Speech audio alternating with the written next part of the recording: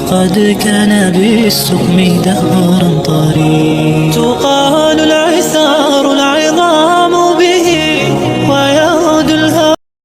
আসসালামু আলাইকুম। Hello everyone, কেমন আছেন সবাই? আশা করি সবাই আল্লাহর রহমতে অনেক ভালো আছেন। চলেন আজকে একটা পুডিং বানানো যাক।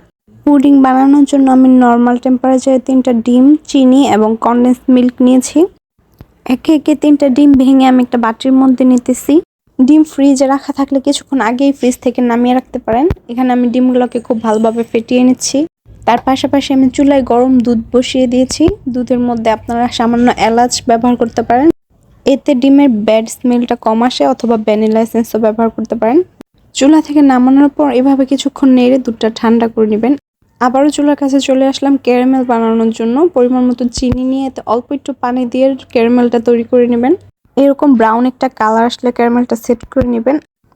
আমি অফ ক্যামেরায় ডিম এবং দুধ খুব ভালোভাবে মিক্স করে নিয়েছি এবং এর সাথে কনডেন্স মিল্ক এখন ব্যবহার করে নিচ্ছি। আপনারা চাইলে এর আগেও ব্যবহার করে নিতে পারেন।